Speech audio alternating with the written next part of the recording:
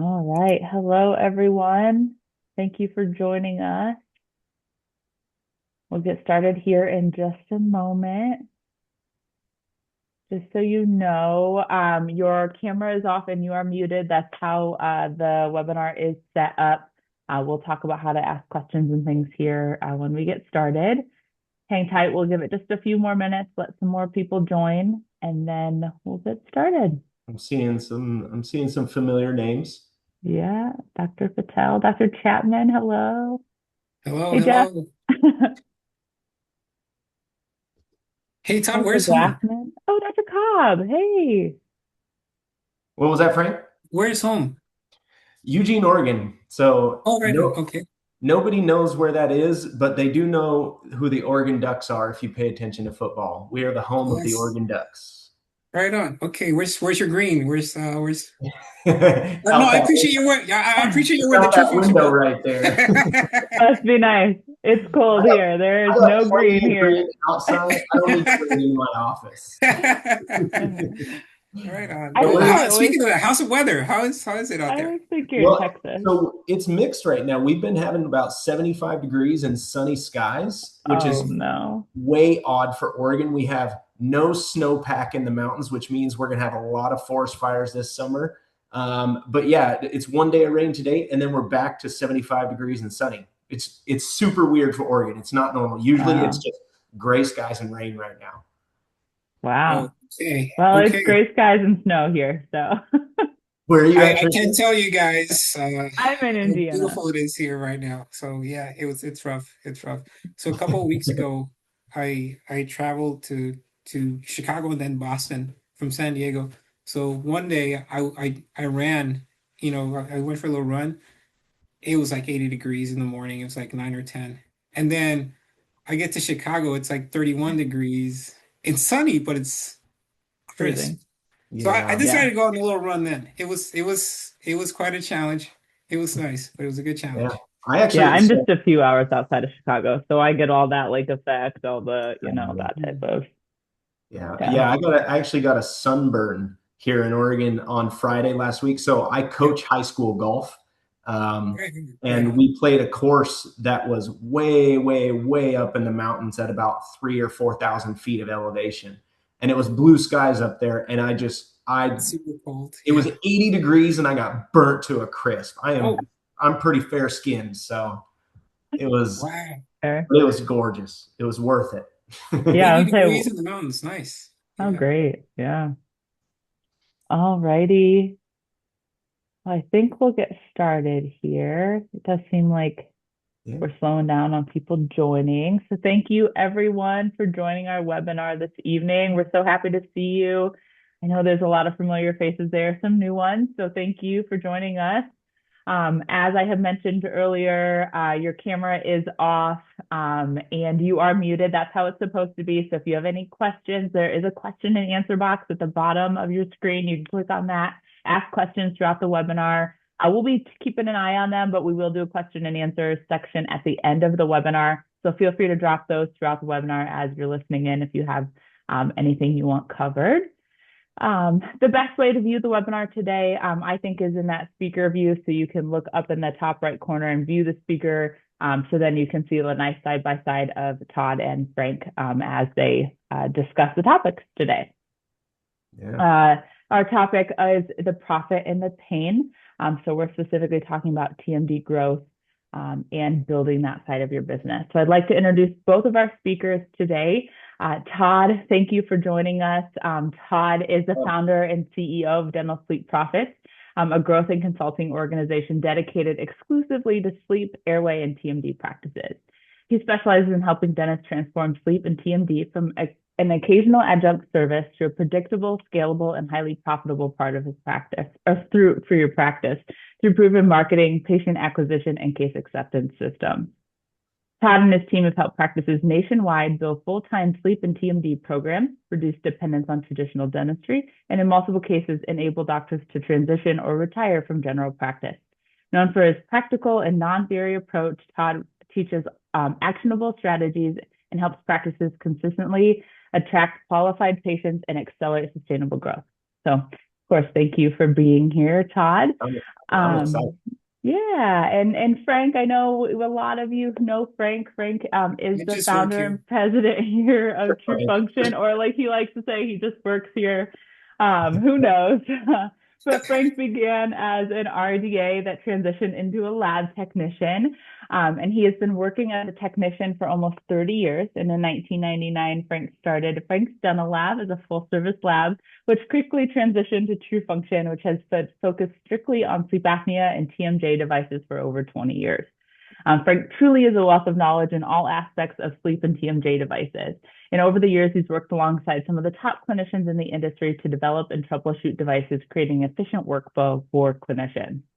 In addition to his day-to-day of being president of True Function, he's always working behind the scenes as well to develop workflows to consistently enhance and digitize our current products, as well as create new and innovative device designs, which you will see a lot of that here very soon. Yeah, um, super excited. yeah, so we're excited. We're going to do a little bit of a question and answer type discussion webinar today. So a little bit different than what you're probably used to seeing for those who are joining us. So I'll pass it over to Frank and Todd, and we'll have a great evening. So thank you, everyone. Yeah. First, thank you Yeah. so much for the intro, Todd. I just want to say on behalf of the whole True Function team and our clinicians, thank you for sharing your time and your expertise with us. Yeah. You're a valued partner, so thank you. Yeah, Thank I'm you. I'm looking forward to it. And I know you and I mean, we talked about this. I think it was at what meeting were we at where we decided we needed to do a webinar? It was Transform. Transformed. That's right. Yeah, Mm-hmm. yeah. And we Well, finally made it happen. So I'm excited to just, and I love this format where we just get to talk and ask each other questions, because I think a lot of ideas come from that format. A lot of things get revealed from that format. I think it's great. But I know Trisha asked us before we started recording, should we do Q&A at the end, or should we do it now? Or like, should we let people interrupt and just ask in the Q&A? If Frank and I see a question that we want to answer immediately, by all means, interrupt, ask in the Q&A chat box, and if we see that, we can address it without waiting till the end. So yeah. wonderful, wonderful. Yeah. Todd, I love interrupting people, so please interrupt me because that's what I do best. Yeah. Hey, well, let's get it started. Let's get it started. Let's do it. I got a few questions for you. Hopefully, you can help us understand more about how practices can become more successful in what they Yeah. do and have that confidence to grow. Because from my understanding, from the clinicians we work with, it's not easy to grow a successful TMD practice. Right.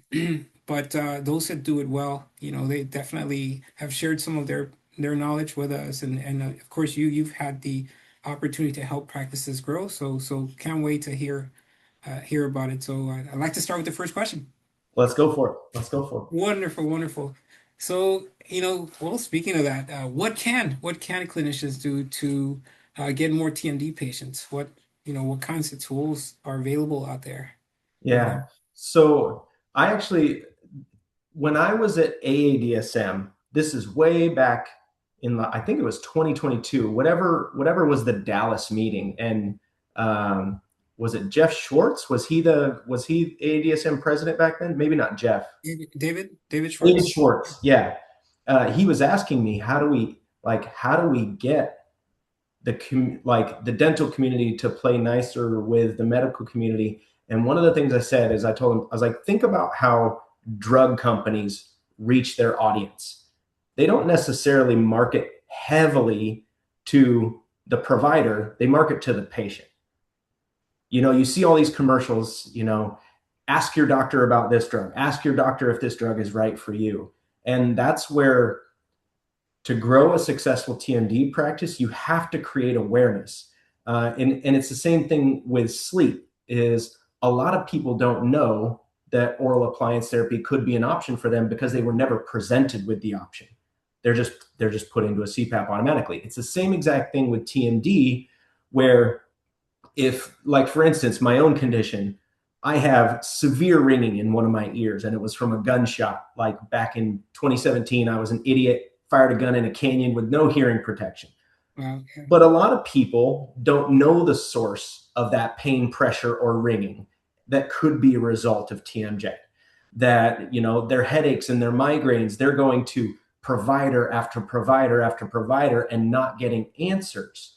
And what we've seen work best is when you can create educational resources that speak to the specific pain, no pun intended, the specific pain point of the patient, whether that's a lifestyle frustration, limited range of motion, jaw pain, clicking, things like that. Maybe they can't enjoy the foods that they really want to enjoy. Maybe that's creating some strain on the marriage because their wife or husband is sick of having to cook foods or chop up their foods and dice it into little squares. I don't know.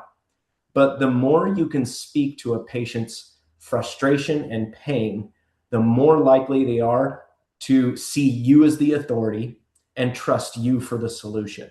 So that's what we've seen work very, very well in the TMD space, is creating a number of resources in the form of video or static images that help people understand that the source of their pain or their frustration could be the TMJ. So that's what we've seen work really, really well. And the quickest way to do that is through paid advertising. And I'm biased to social media targeted advertising because they have the largest audience that you can reach. And these phones, what's crazy, these phones are listening to every single one of our private conversations. I don't know. Frank, I love hearing these examples. Frank, what's something that you were only talking about that you saw on your phone? Well, I mean, it's like flashing in front of me because I recently started running. I mean, I've run all my life, but short distance, and I'm going to run a half marathon in a couple months, and everything just pops up, like different running techniques and diet and workouts and all the stuff related to what I want to do. And I want to touch back a little bit on what you said as Yeah. from my perspective is I've I get to I'm doing a lot more business networking events recently, and people ask, well, what do you do? And I tell them, hey, this is what I do. We manufacture oral devices, and people are so like, wow, I mean, you guys do that, and there's support for that, and there's help for that, and I just believe that the audience is there. People are extremely interested in their health and their well-being, and from the sleep side, I know we're not talking about sleep, but people, they wear the CPAP or not. They know that that is available. They are not aware of oral devices. And on the TMD side, I mean, yeah, they hear of night guards. There's a guard that protects their teeth from grinding, but don't realize that these devices can do a whole lot more with the qualified clinicians out there. So people want to learn. People want to know what Yeah. alternatives, what treatments there are out there. So yeah, I hear you. I hear you. Yeah. I mean, I have a friend who my wife and I meet with on a weekly basis. She's getting injections in her spine to deal with her migraines. And I don't know that we have, and maybe you can help me. I don't know that we have any qualified TMJ dentists in our area, but I want her to see them because she's getting injections in her spine for 4 hours of relief. That's how desperate she is. And there are thousands, tens of thousands, hundreds of thousands of people that are dealing with chronic pain, chronic discomfort, that don't know that dentists could potentially provide a non-invasive, maybe even a non-invasive solution to that. So when you're able to Thank you. educate patients on what their options are, you immediately become a trusted authority because in their mind, they're thinking, why didn't the 7 other providers that I talked to tell me about this, or to even consider this? So that's why it's so effective, because when this phone listens to people talking about migraine headaches or the fact that they have to separate themselves from their family to go into a dark room for 2 hours until their migraine passes, that education, you can put that in front of people within minutes of them having those private conversations, and they're scrolling through their phone just like you. Oh my gosh, I never knew this running shoe existed. It's like, I just started running. It's like, oh my gosh, I didn't know that Botox, PRF, a splint, I didn't know there were these solutions. Right, right.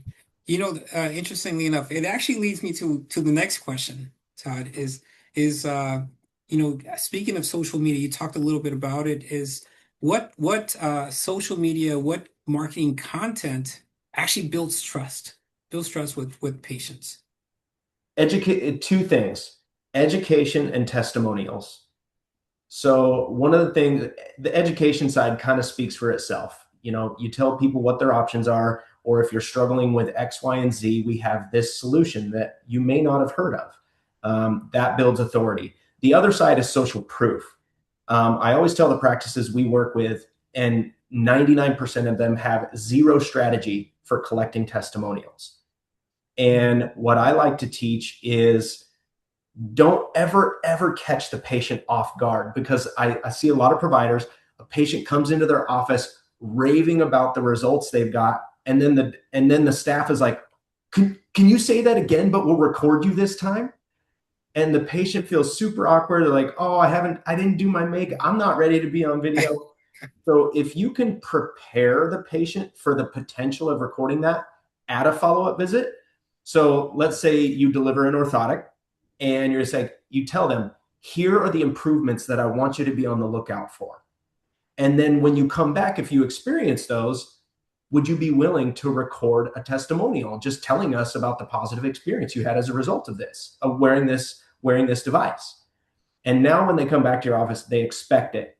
And the reason social proof or testimonials are so impactful is because if I can tell a story about a frustration or a life circumstance that I've been experiencing, people automatically connect themselves to that story. And if they can connect themselves to your frustration, they will also connect themselves to the result you pursued to achieve that result. Or they will connect themselves to the method you chose to receive that result. So they say, well, if this person experiences the same pain that I had and they found this solution, maybe that'll work for me too. So that's why those two things, education and testimonials, in my marketing industry, we call that social proof. Those two things work the best for content. Wonderful. Thank you. Thanks. I appreciate Yeah. you sharing that. I've just a quick share on my end that I'm part of a CEO network group, and you talked about the social, what did you call it? Social Social proof. proof. And so what we do, we meet monthly, and what we do is we share some of our challenges and opportunities, and there's always someone there, that will share an experience or share, hey, we had this employment challenge or we had this finance issue, and they're able to share their experience related to what you're trying to accomplish, and being having the opportunity to learn from someone else's experience is huge. Yeah. And what was positive, what was not positive. So from the patient's perspective, I can appreciate that for sure. Yeah. Yeah. So if offices, I mean, for the folks listening now, if you don't have an SOP or any type of process for generating and collecting patient testimonials, that can be one of the most impactful things you could do, that would do the selling for you, essentially. Well, obviously our greatest clients come from referral sources. So I hear Yeah. that, our clinicians that love working with us are our best referral source. No marketing in the world that I can do. Uh, they can do a whole lot better than we can, and we appreciate that. So Yeah. so Yeah. someone sharing their positive experience is huge. It's Yep. huge. That's exactly right. Yeah. So Wonderful. yeah, I know business is a little different.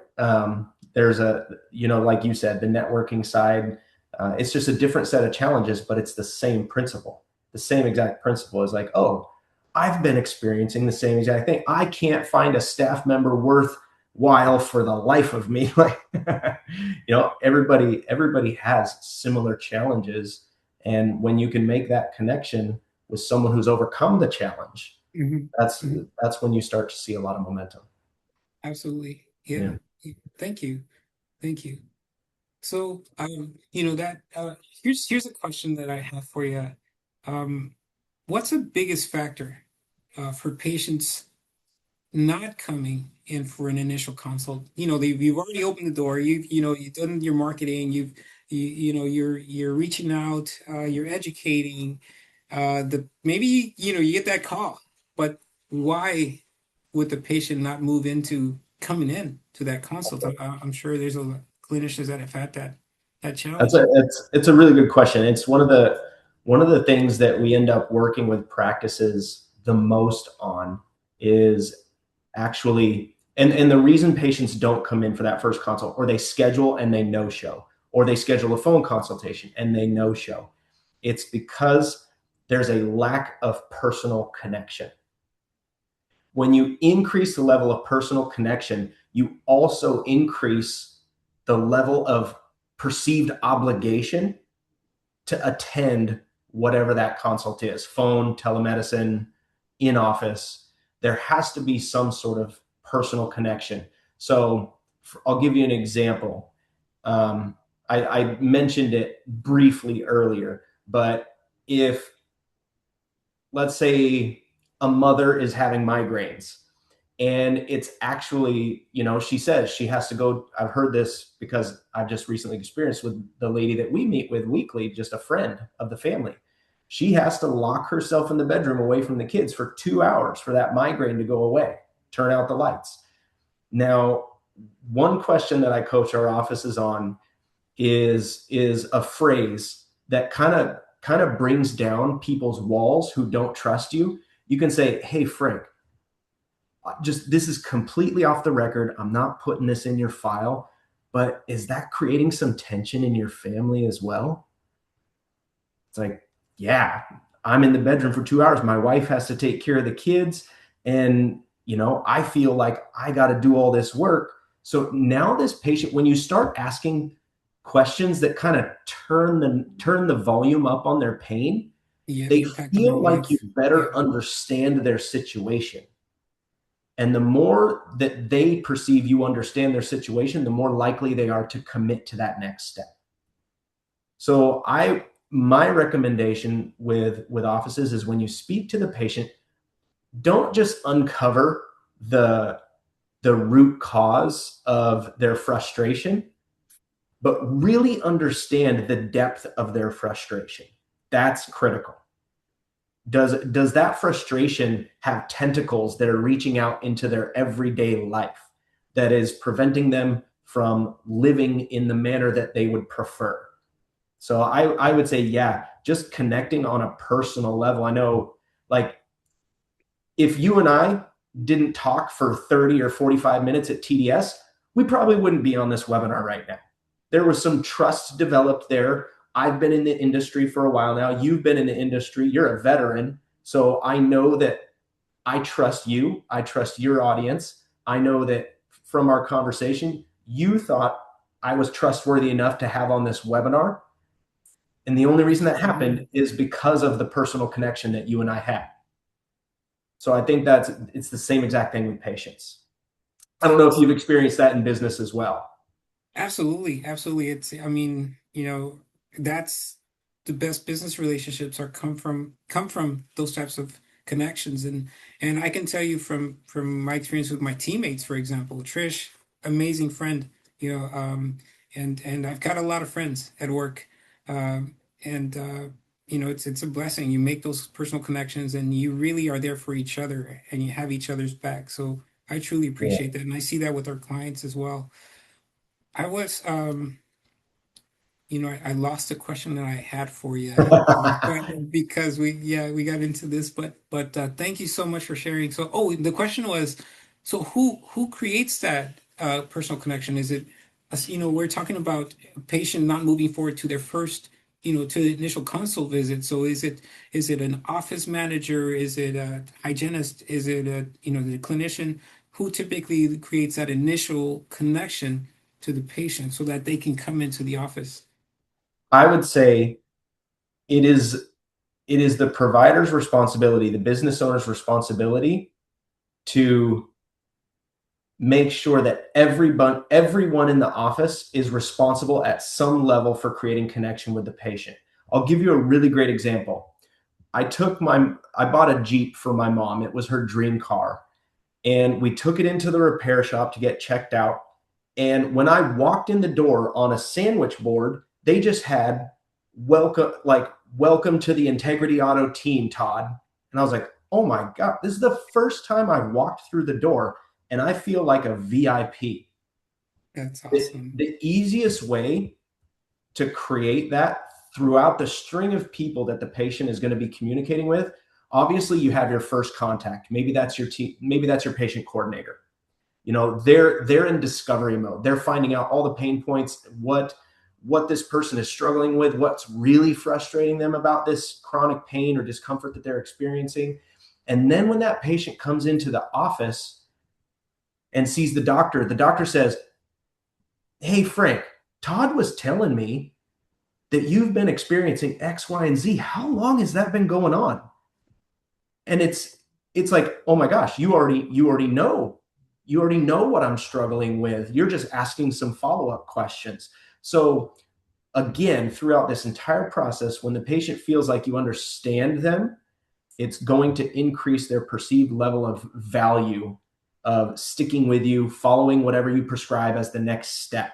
So yeah, I would say everybody, anytime there's a handoff, there needs to be some transfer of value. If it's from some of the offices we work with, they have a patient tracker, a literal Google Doc that when the coordinator hands them off to the doctor has already reviewed that Google Doc of everything that happened in that initial phone consultation, including the personal things that the patient talked about.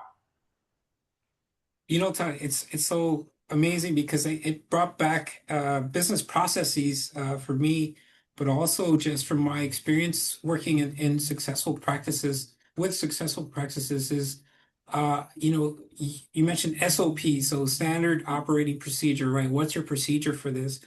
And the cool thing about it is you can standardize a lot of this stuff. You know, yeah, however you operate as a clinician, um, if you want to do things a certain way, treat patients a certain way, make them feel a certain way, so that, you know, they respond a certain way.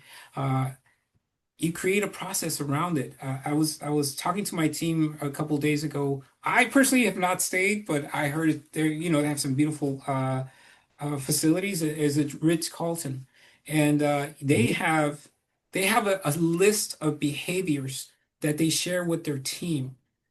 You know, I think there's 20 of them, and they call them the basics or something like that, and they review those daily. They meet and review one of those behaviors. So if you have a process, for example, one of the behaviors was it's coming. It's coming from memory, but it's something about uh, note and document you know, your guests' preferences or what they like. So the next time they come, they're gonna get that coffee a certain way, and you know you're like, it's like you know them. So Yeah. clinically speaking, I believe it's very similar, or like running a business. Like, you know, what is your way of making your patient feel at home, feel like you've got their back, you're gonna take care of them, and Yeah. then standardize that process. And not only does it make it easier for your team to be able to repeat that, but also, you know, it just creates that environment that you want to create for your patients. Yeah. I forgot where I heard this. I think it was like back when I used to do general dentistry marketing, before we switched to sleep and TMD only. I think it was like Scheduling Institute or something like that. They said the more frequently the patient can see their own name publicly, it creates such an intense dopamine release that of them feeling valued. So they use the example of, you know, reserve 2 parking spots at the front of your practice, and it said reserved for new patients only. And you can use little magnetic strips with a whiteboard marker and write their name on it out in the parking lot. And when they come in, just like the auto repair shop had, it's like, Yeah. welcome Todd, welcome Frank. Thank you so much for visiting. All those things stick with people. And they seem trivial, and a lot of practices won't do it because he's like, no, nothing that simple could possibly work that well. When in reality, it's those very simple things that increase the level of commitment and trust and perceived value in the patient's mind. And that's what gets people to commit to the follow-up visit. That's what's like, oh my gosh, Frank, you wouldn't believe what my dentist did. I was a brand new patient. My name was on a board when I walked into the office welcoming me. I had the same experience you did at a Ritz-Carlton members-only golf course down in Sarasota, Florida. Dr. Cuffy York took me there, and I pulled up to the security gate. I don't know how they knew who I was. They said, Mr. Warren, we've been expecting you. And Yeah. I got to the front. I pulled in. There's a guy at a podium. He walks up, opens my door, says, Mr. Warren, I understand your driver didn't ship here in time for you to use it. I have a tailor-made Sim 2 right-handed driver ready for you to use on the course. It's brand new. I was like, what on earth am I experiencing What's right going now? on here? If I can one day afford the $1.25 million membership initiation fee for Ritz-Carlton members only courses, I'm doing it. That's really cool. It's just that feeling of people taking care of you, looking out for you in some way. Exactly. Appreciate that. Thank you. Thanks for sharing, Todd. So let's say now we got the patient's trust. They're coming into the practice. They see their name on the parking spot and they're like, yeah, I love this place already. So now, what may prevent a patient from going to that next level? They know, they're being educated by the clinician, and what might prevent them from saying, you know what, yeah, I'm ready to start treatment. Yeah. The big one is always insurance and cost. But if you've taken everything into account and applied what we've already talked about making sure you're connecting with them personally. We've had patients, we've had a few clients' ads go viral and they get shared all over the United States. And we've had people fly 10 hours from Canada to a practice down in Dallas, Fort Worth area to get treatment. And the doctor is saying, I know a provider literally an hour from you. And they say, no, we're flying to Dallas and we're getting treatment with you. And the reason they do things like that, the reason they don't care about the price, the reason they don't care that insurance doesn't cover it is because of that personal connection. And they feel like you understand their problem more than anybody that's ever listened to them. Because again, especially in TMD, usually these patients have gone to multiple providers and they haven't found the answers they're looking for. And none of those providers have bothered to understand on a personal level how these things have impacted them. They're like, okay, what's going on? What pain, what discomfort have you been experiencing? Okay, I think it's this, take this drug, or it's in your head. I want you to do these exercises. They don't take the time to understand. That's what's rare. And especially in today's day and age where everything is just go, go, go, go, go. When a provider sits down and spends 30 minutes of doctor time with a patient, 45 minutes doing a full assessment, saying, based off everything you're telling me, based on what the CBCT is saying, based on what I discovered in my exam, I think this is the issue. And from what you described, the migraines, the ear pain pressure, having to separate yourself from the family, not being able to eat the foods you love, I want to get you back to eating a filet. I want to get you back to cutting up a steak and enjoying a nice meal with your family, or getting back with the kids. I want you to spend a full night with the kids, not having to lock yourself in a room. And you start repeating these pain points back to them. Like, this doctor gets me. That's when the things that do prevent people from moving forward, they fall by the wayside, is because you've connected with them. I know I keep saying it, it seems so simple, but personal connection is the foundation of 99% of accepted treatment. And that personal connection can come through trust from other providers who refer to you. It can be, like you said, in business, personal referrals. That's transferred trust.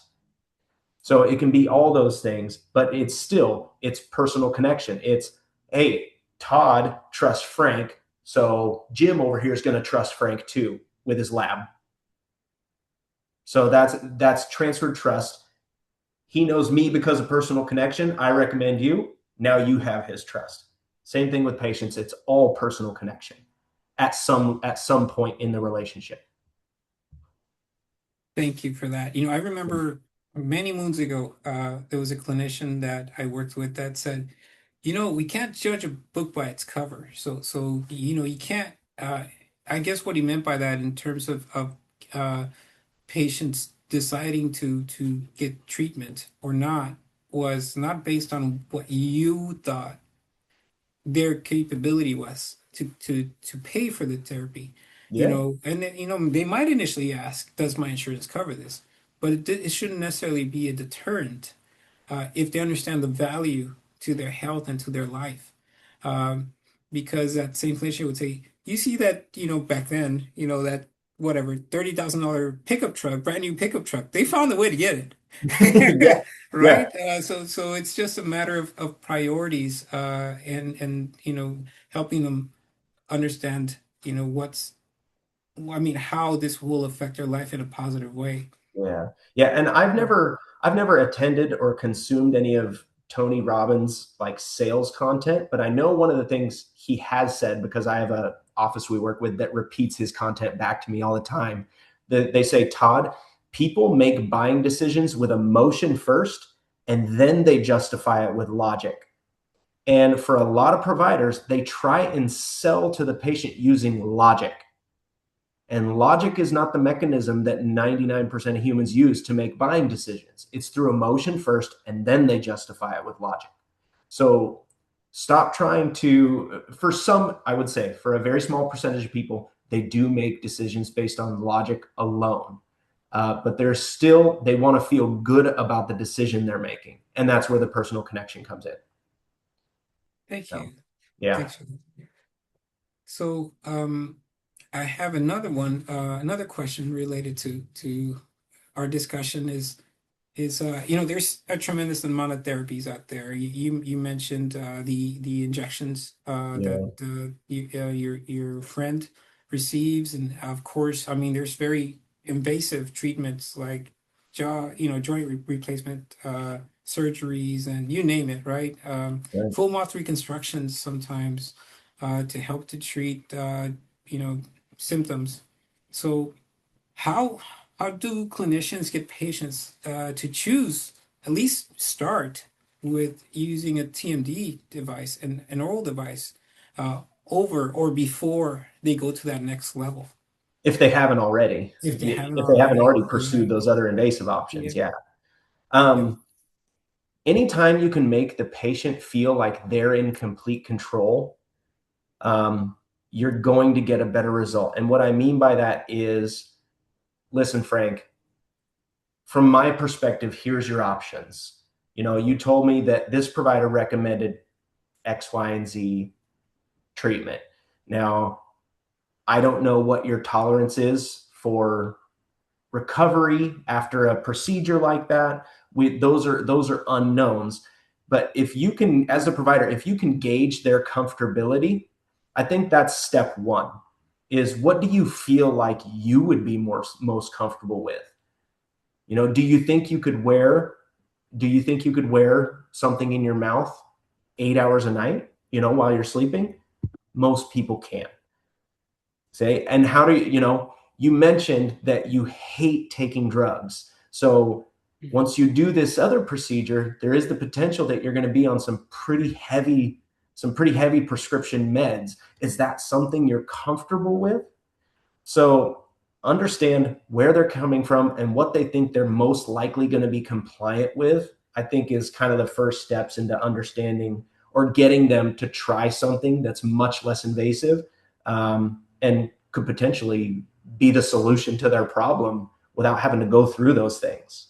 And you know, what I've heard from, clinicians that we work with, of course, is typically this is a reversible treatment, which is really nice, right? I mean, you know, Yeah. a knee replacement isn't reversible anymore Yeah, once you've done it. But exactly. wearing an orthotic, some type of a splint, worst case scenario, you go back to where you were. Yeah. Well, and So there's the yeah, cost aspect is, most people, they have these very, very high deductible plans. The plan I had when I was an engineer at my job, I had a $10,000 deductible per person in my family. And I tore my ACL, I was out of pocket 10 grand. I very quickly met that deductible. With an or with an appliance, you could be well below, you know, $10,000 or these high deductible plans. It's a much more affordable option than surgery or injections or things like that. So that's another thing.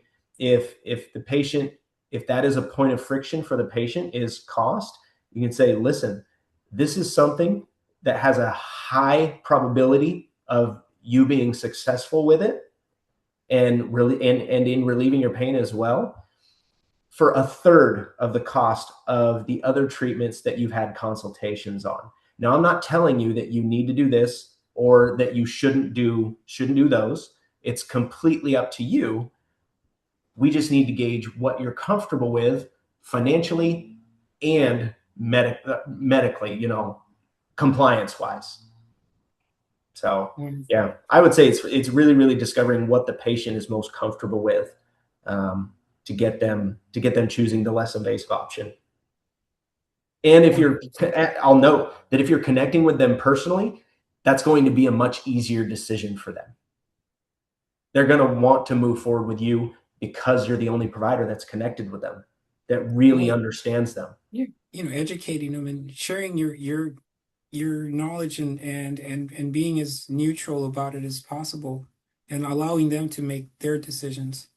Yeah. It's, Yeah. you're not pushing them in one direction or another, which is Yeah, I think it's the same thing. yeah, Well, I yeah, mentioned I mentioned insurance. Getting patients to move forward, when it isn't covered through insurance.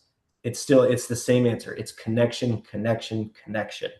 Um, and people overlook those things because of their trust, because of they're assured that you understand them, you're able to solve their problem. So I need to ask thank you you so some much. questions. Sure, You're, yeah, you're that asking sounds me. great. Yeah. Now I'm on the spotlight, so Yeah, yeah. I'm You not you can sweating at all. wipe the sweat away. I'm gonna ask you some questions, because I'm Thank you. curious. You have a perspective that I don't. You've been in the industry for 20 years. You've worked with a lot of TMD providers. How do you think or I should say, how does the most successful TMD practices, in your experience, create that capacity for growth? Kind of set themselves up for it? How do they create Yeah, that yeah. capacity? So, obviously, I'm absolutely not a clinician, but I've had the fortune of speaking with a few and working for a few in the past, and um, a few are on the webinar today, so thank you for that. And what some have said is basically being very strategic about how they schedule their patients. In the Hmm. beginning, most clinicians, there are definitely a few that have gone straight into to oral device appliance therapy, but most clinicians start off with the general practice or some other specialty, and Yeah. they slowly evolve into it. So one practice that I worked with, the general clinician, and when I was an assistant, what we started to do was just one day a week. Maybe it was Thursday afternoons, and we would schedule those types of patients during this very specific time. And the reason for it was, well, there are several reasons. One is efficiency, and just that the type of patient is very, very different. If doing a crowd prep and doing a consultation with a patient that is in a lot of pain, there's two whole different mindsets. Yeah. And you're on a time crunch with the crowd prep, and patients numb, and they're they got to worry about the anesthetic, and got to make sure that you get the impression right, and looking at these technical, components of what you're doing. And Right. with the patient that needs therapy, you're more like a counselor.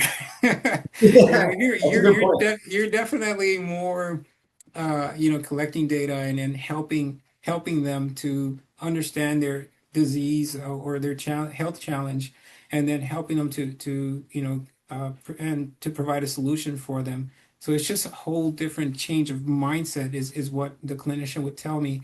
And it kind of reminds me of when we at some point we went full service as a laboratory, and man, we were like going like this. It was nuts. We'd jump between making crowns and making retainers and making splints and making this and making that. And Yeah. your head spins and you're working your butt off and you're running around like crazy. It's not until we decided to start refocusing our laboratory to doing what we do best and what we love to do, what our passion was. So, from the clinical perspective, I imagine it's very similar. Start slow, start, again, maybe one day a week, and make very, very specific scheduling for that type of treatment. And Mm. don't put other types of, treatments in between, because it's a whole shift. It's a paradigm shift, really, Yeah. of what you do and how you treat. So focusing on that, and that also allows for you and your team to develop those SOPs, those procedures for treating those types of patients, and that creates efficiencies. And as you start to see more patients and have more confidence, then you start adding days and hopefully reducing days from the other side, to the point Yeah. where we've seen many practices shift over completely to only doing, this type of therapy.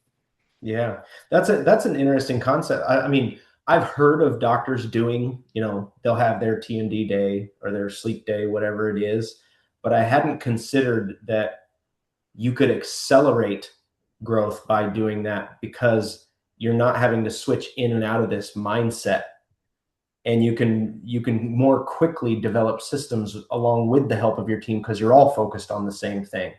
So that's actually really good. All right, I gotta like timestamp this for my That's clients. great. I'm gonna timestamp that question. Right on. Well, so Thank you. so kind of getting into the workflow side, what do you think? And I know that's a quick switch, but on the workflow side, what do you think creates the most remakes, delays that could potentially harm that focused 1 or 2 day a week thing, time frame that people are focused on TMD? Because if they're having to do remakes, delays, that bleeds into all the other days where they're not focused on TMD. So how do you Yeah. how do you make sure your workflow minimizes those things? Todd, I got to tell you, I'll start with from being an assistant and seeing, and I was like the fixer of devices and dentures, and when stuff wasn't quite right, I would take back to lab and make adjustments and modifications. And as I, developed and started my lab and developed it, I really felt that I had an advantage over a lot of our technicians because I really understood and I felt the pain of, when things didn't go well when we were going to deliver. Uh, and I've also been on the side where, we're a lab and we're going to make mistakes. We're going to oversee things. And we've been a part of those challenges as well. Uh, so it's a combination of things, but I think a lot of it is misalignment between the clinician, the clinical team, and the laboratory or the manufacturer and or Mhm. manufacturer. So first thing is understanding. So whomever you decide to work with, whether it's us, whether it's the lab down the street, or the whomever. That you truly understand what their products are. How do they work? How do you advance their products? How are they supposed to fit? What are their turnaround times? So you're having a really good understanding of how to work and collaborate with that company. That's extremely important. The other thing is I think about one of the biggest challenges is the quality of the impressions. Now it's mostly scans, But things that the great thing about digital is you can avoid a lot of it, by double checking your work. So ensuring, you capture those difficult areas and go back over that area if you need to. And if there's distortion or there's holes, or there's overlap in the scan, you catch it at the time when your patient's in the chair and you correct it.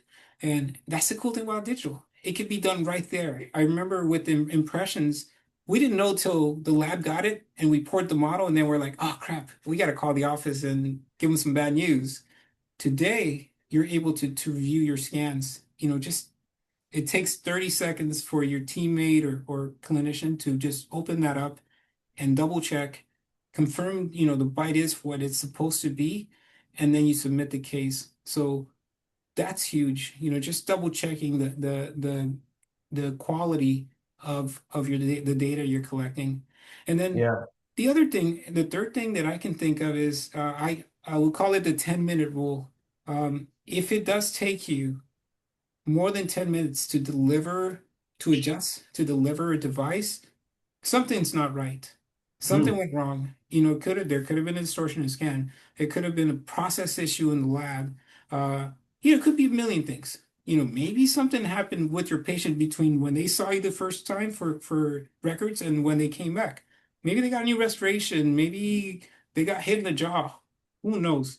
So ideally, if that's the case, if it's going to take you a while to adjust the device, there's something that's not right. I would strongly recommend just taking your records while they're there.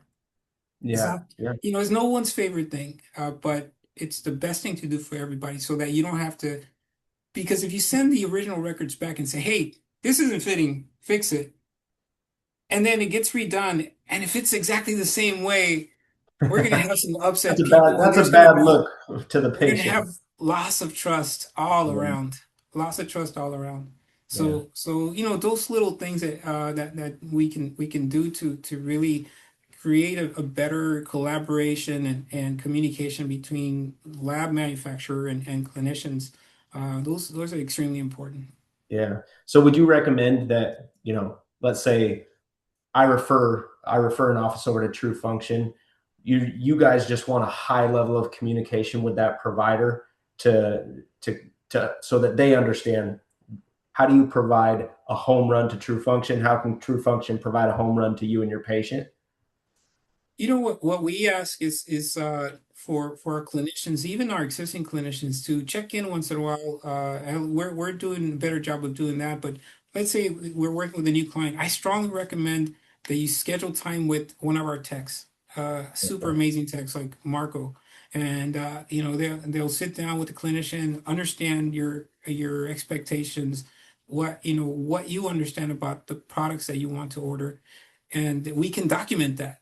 We can document that, and there's a better chance of success for all of us if you get together with a technician that really understands. Because I can tell you that if we have 100 clinicians order a flat plane splint, there's a decent chance that 80% of them are going to be a little different based on Yeah. each clinician's preferences. Mm. And so that's, it creates a lot of value for us to have a really good understanding. It doesn't have to take a long time. It could be a 10-minute call, but it makes Yeah. all the difference.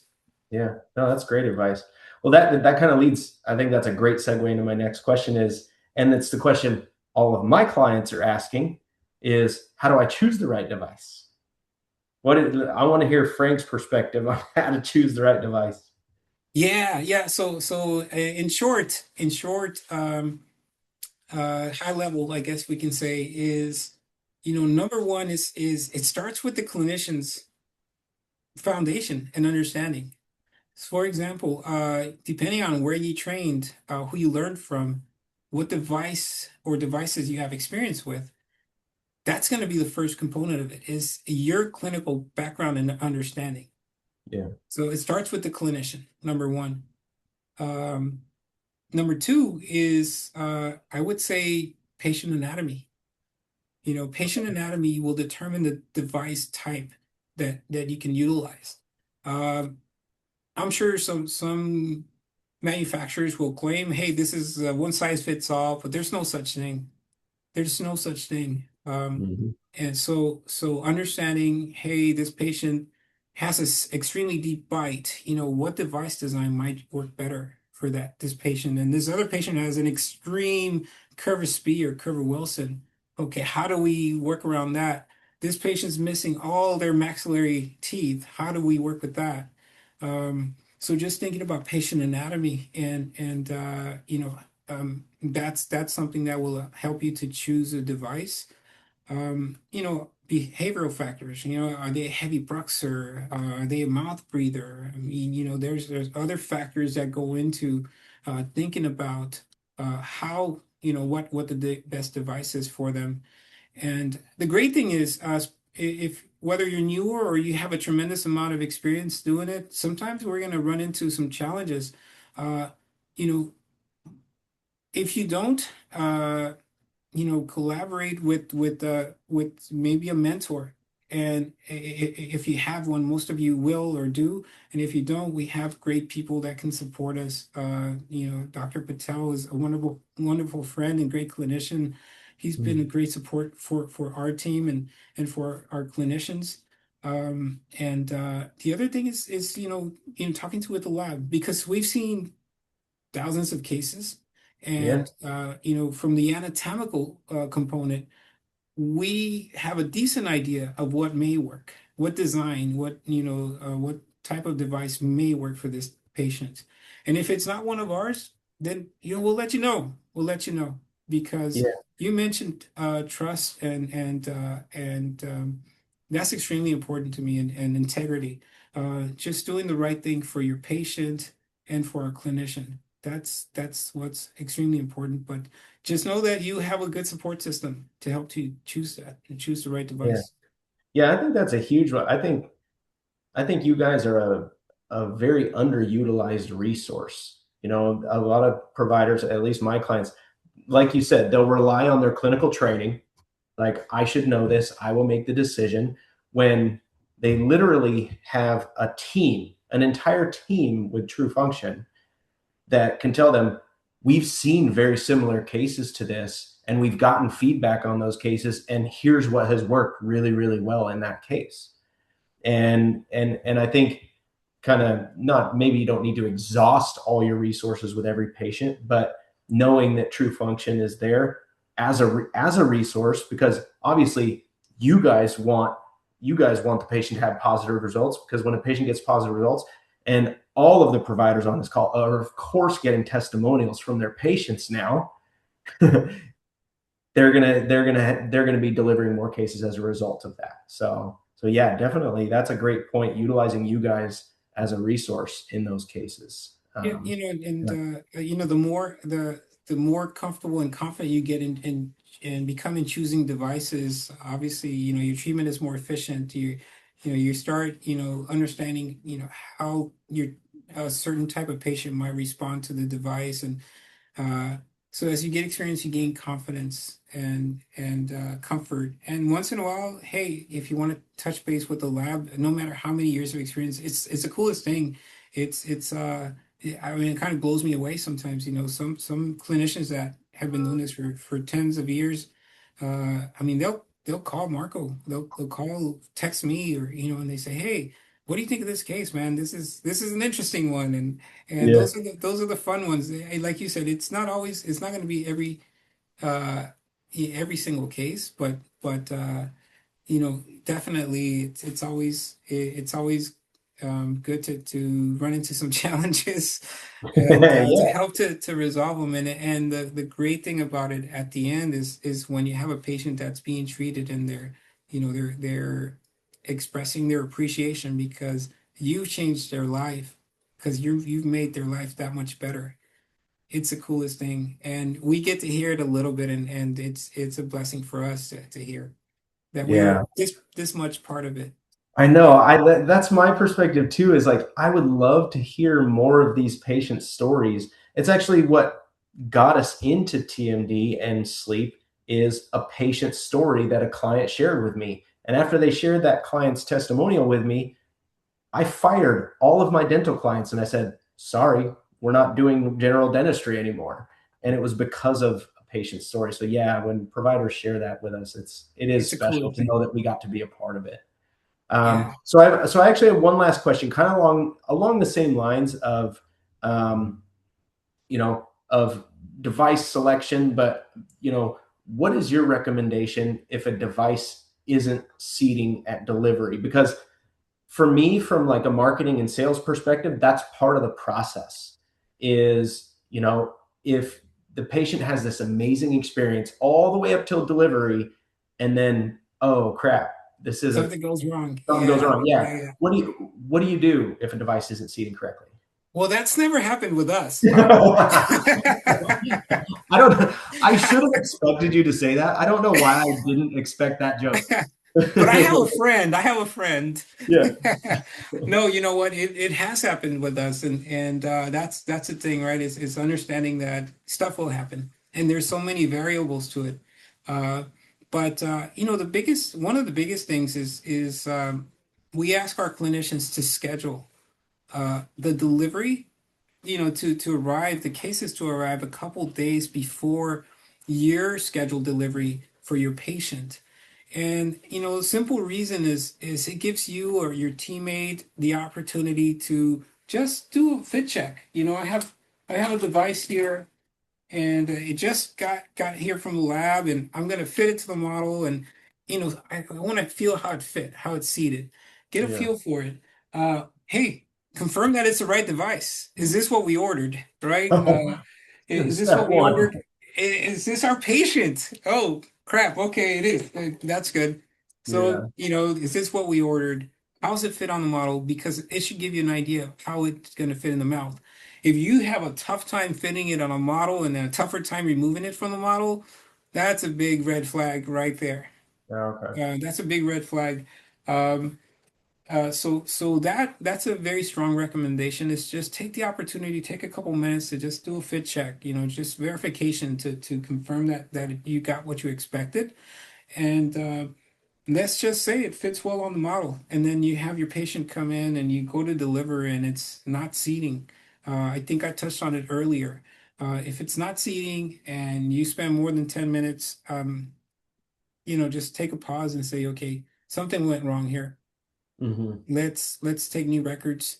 I personally have had the opportunity, I guess, to speak with the patient, say, hey, this isn't fitting like we expected. We want to do what's best for you.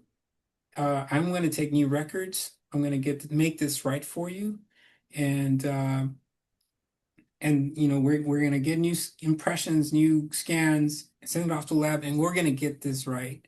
Yeah. And because um, I know sometimes you're in a crunch, and it's very difficult for me to say from the last perspective, hey, don't deliver that, because there's so many, issues that the clinician has to deal with that I don't. Yeah, Yeah. your reputation, your chair time, all that stuff. But I strongly recommend against sending a patient off with an ill-fitting device or appliance. So many things can go wrong from that. So Right. many things can go wrong, and I know, sometimes you're like you gotta give them something, um, and that's a tough thing. There are temporary devices that are available, so there might be ways to work around it. But the right thing to do for everyone is to take new records if something's not fitting, especially if it fits a model, and then send it off, communicate with the manufacturer, and if you have a temporary device, you want to talk about temporary devices, that you can fit in the office, please check in with us. But there might be ways where you can still help your patient temporarily while we make things right. We'll figure Yeah. out, troubleshoot and make it right, whatever it might be. Yeah. Well, I feel like the patient would also respect, a call from the doctor saying, "Hey, your device came in, but it does not meet my standard for delivery, and I want this to be perfect for you. So I'm sending your device back to the lab. Maybe it does result in getting, like you said, a different set of scans, impressions, whatever is needed is done. But I feel like the patient would respect a response like that, letting them know that I want this to be perfect for you and this doesn't meet the standard. So yeah. And again, that goes back to relationship. So Trust, absolutely, absolutely. And it's easier said than done too, right? Because again, we don't know fully what happens clinically and all the pressures that come with running a practice. But it's I think in the long run, doing the right thing is always the best thing. yeah, for sure. So thank you, man. Yeah. Todd, I really Well, appreciate this time with you. Yeah, yes, sir. yeah. Oh my gosh, we're over time already. Yeah, it's been. I'm glad we got to have this discussion finally. But yeah, I appreciate your time as well, Frank. I don't know if we have any questions in the Q&A or if Trish wants to hop on and close things out. But yeah, thank you so much for the opportunity just to have the discussion with you. It was a great discussion. I'm so glad that we got together finally, and I hope to, I'm sure we'll do another one. Yeah. And we'll see. I'm sure we'll see. Are you going to be at AADSM? Mm-hmm. We'll be there, Okay. yes. Yeah. So we'll see you guys there too. As We'll well, be there. Yeah. Excellent. Well, thank you everyone for joining us. There is a raise your hand feature too at the bottom. So as I'm closing things out, if you do want to speak or ask questions or anything like that, feel free to raise your hand and I'll unmute you. So you have about 5 seconds to do that.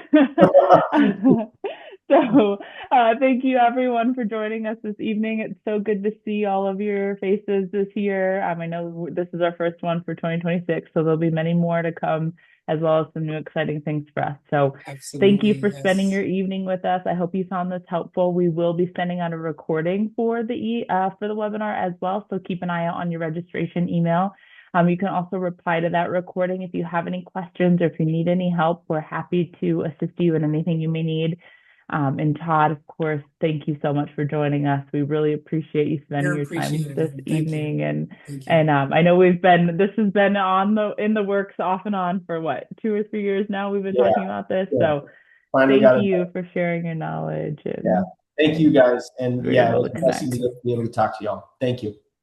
Trish, thank you for all you do. Everyone, thank you for joining us. We'll see you next time. Yeah. Thank you. Bye. Yes, thank you. Take care. Bye, everyone.